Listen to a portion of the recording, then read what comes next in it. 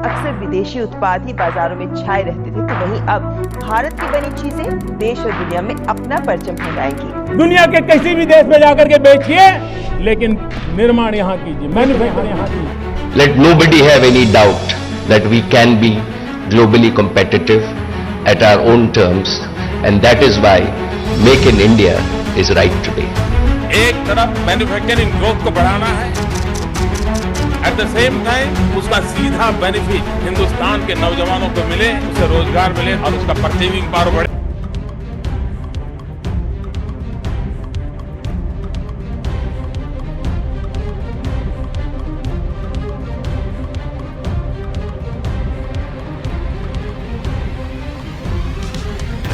Hello दोस्तों, आपने make in India के बारे में सुना ही होगा।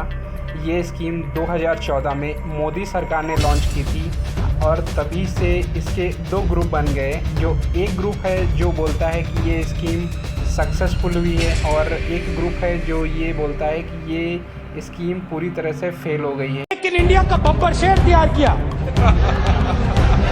काले रंग का बब्बर शेर, उसके अंदर देखो तो घड़ी जैसा चलता है। जहां देखो, इंटरनेट में देखो बब्बर शेर, टीवी में देखो बब्बर शेर, मोदी जी का भाषण सुनो बब्बर शेर।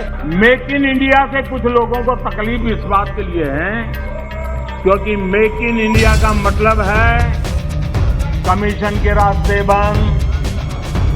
मेक इन इंडिया का मतलब है भ्रष्टाचार के रास्ते बंद, और इसलिए मेक इन इंडिया का ही विरोध करो। आज हिंदुस्तान में आप made in India, made in India, made in India की बात करते रहते हो। मेड इन इंडिया हो ही नहीं सकता। आज वो कहते हैं मेक इन इंडिया हो ही नहीं सकता है, बताओ इसमें आनंद आ रहा है। कोई ऐसा हिंदुस्तान के लिए सोच सकता है क्या कि मेक इन इंडिया हो ही नहीं सकता? अरे भाई, आपको तकलीफ होगी, हम आकर के करेंगे, ठीक है, ऐसा बोलो। देश को क्यों गाली देते हो जी? देश के खिलाफ क्यों बोलते हो? जब भारत में मेक इन इंडिया लॉन्च हुआ था तब हम सबको लगा कि हम दुनिया के सामने एक नए भारत को पेश करने वाले हैं, और हुआ भी कुछ ऐसा ही, क्योंकि बहुत सारे सेक्टर में स्मार्टफोन से लेके सेमीकंडक्टर, सोलर सेल से लेके इलेक्ट्रिक व्हीकल, ये सब हम खुद अपने ही देश में मैन्युफैक्चर करना स्टार्ट कर दिए थे और पूरी दुनिया नए और बदलते हुए भारत को देख रही थी।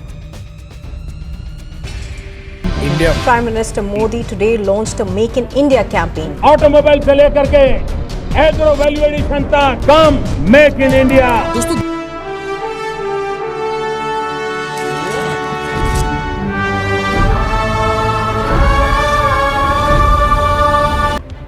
मेक इन इंडिया को लॉन्च करने के मेनली 4 रीज़न थे।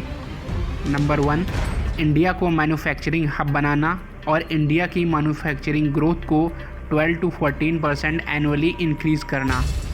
नंबर 2, इंडिया में लगभग 10 करोड़ जॉब 2022 तक क्रिएट करना।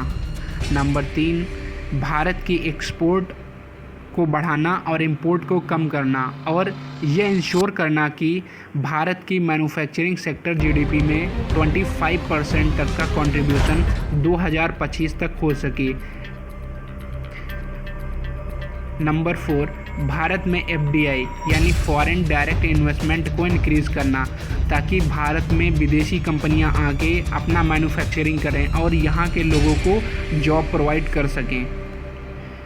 जहाँ एक तरफ हमारी मीडिया और सरकार मेक इन इंडिया की बहुत तारीफ़ कर रही है और उसको सक्सेसफुल बता रही है,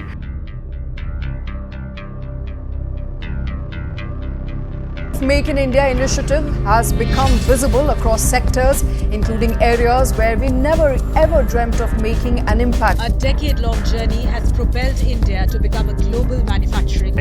प्रधानमंत्री जी, एक ग्रुप ऐसा भी है जो इसको मेक इन इंडिया की बात बता रहा है।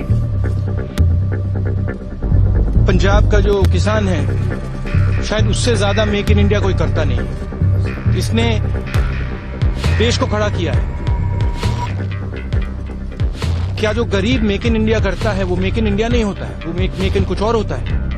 ये मेक इन इंडिया देश के लिए, हाँ, सफल नहीं हुआ तो सफल होने के लिए क्या करना चाहिए, सफल होने में क्या कमी है उसकी चर्चा होनी चाहिए। तो क्या ये वास्तव में ये स्कीम सक्सेसफुल हुई है? Answer is no. Make in India के फेलियर का रीज़न क्या था, हम डिस्कस करते हैं चारों पॉइंट को one by one.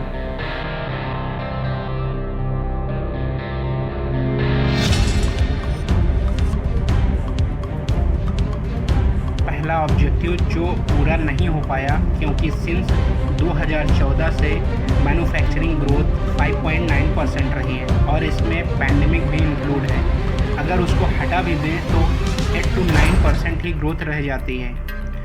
Second objective 10 crore job का था, वो भी टारगेट अचीव नहीं हो पाया है।